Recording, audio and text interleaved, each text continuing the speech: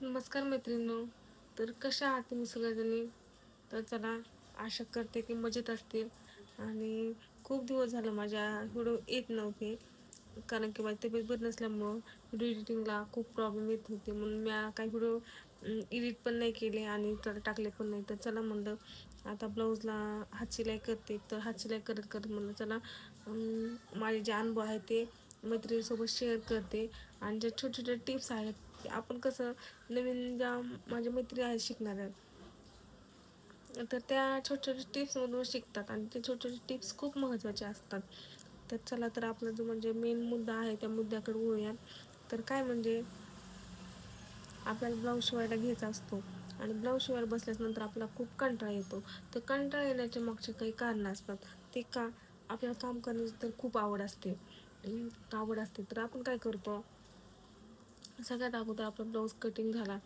Blouse cutting करायच्या टायमिंगला आपलं जे धागा, आपले आणखीन धागा म्हणा, चॉक म्हणा, परत आणखीन कैची, हे जे मेजरमेंट टेप, जे सगळे जे साहित्य लागतात ते काय करायचे, आपल्या अगोदरच एका साईडला ठेवून द्यायचे. म्हणजे जेणेकरून आपल्याला नंतर शिवायला बसायच्या टाईमला आपल्याला कंटाळा येणार नाही. तर कंटाळा कसा येतो, की आपण आता बाबा की बघायला गेलो की आता मॅचिंग धागाच नाही आपल्याकडे अवेलेबल. तर मग आपण काय करणार, परत कंटाळा, नको बाबा जाऊ दे, आता कुठं आणायला जाणार, ह्या सगळ्या गोष्टी होतात. तर त्यासाठी सगळ्यात अगोदर आपण मेन टिप्स, आपण ह्या सगळ्या गोष्टी व्यवस्थित एका जागेवरती करून जमा करून ठेवायच्या, जेणेकरून आपल्याला म्हणजे कुठलाही स्टिचिंग करायच्या टायमिंगला प्रॉब्लेम येणार नाही. हे झालं. आणि परत आणखीन नंतर महत्त्वाची टिप्स म्हणजे, आपण आपल्या गोष्टीमध्ये जास्त आणखीन जर जास्त आवड निर्माण जर करायची असेल, तर काय करायचं, कधीही छोट्या छोट्या गोष्टीपासून आपल्याला मोठ्या गोष्टीकडे जायचं असतं.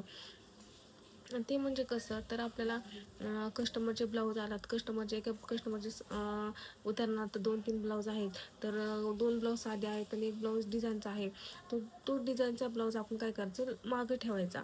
डिझाईनचा ब्लाऊज जर अगोदर शिवला तर आपलं मग कसं, परत आणखीन आपण म्हणजे असं ताण पडणार आपल्याला, परत आपली चिडचिड होणार, मग आपलं परत ब्लाऊज शिवायची इच्छा होणार नाही. तर त्यासाठी अगोदर काय करायचं, जे साधे ब्लाऊज जे आहेत ते आपण साधे ब्लाऊज शिवून घ्यायचे, आणि नंतर जे लास्टला आहे तो डिझाईनचा ब्लाऊज शिवून घ्यायचा. ही झाली एक टिप्स. त्यानंतर काय करायचं, की आपण कटिंग केलं, कटिंग करून शिवायला बसल्याच्या नंतर मोबाईल हातामध्ये अजिबात घ्यायचा नाही. मोबाईल जर हातामध्ये जर घेतला तर म्हणजे प्रत्येकाचे अनुभव तेच आहेत हां. म्हणजे मी पण त्या गोष्टी केल्यात आणि जे मला अनुभव आले तेच तुम्हाला मी शेअर करते.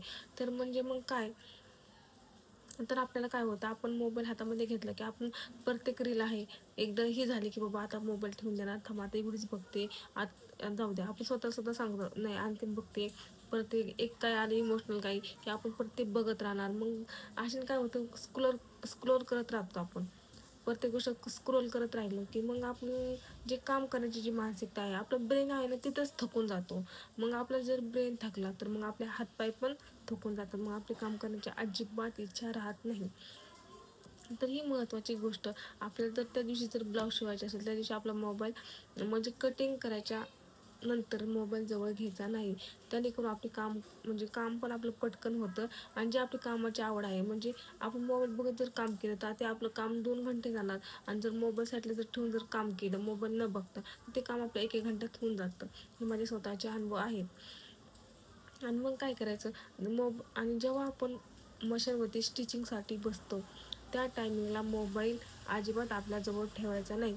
ते कशासाठी, कारण की मोबाईल जर जवळ ठेवला, आपल्याला थोडंसं असं म्हणजे नोटिफिकेशन जर पडलं, तर आपण काय करतो, नोटिफिकेशन पडलं की लगेच बघतो, की बाबा कोणतरी आपल्याला रील सेंड केली म्हणा, कोणतरी काहीतरी मेसेज आला म्हणा, कोणाचं काहीतरी, ह्या असं सगळ्या गोष्टी होत राहतात.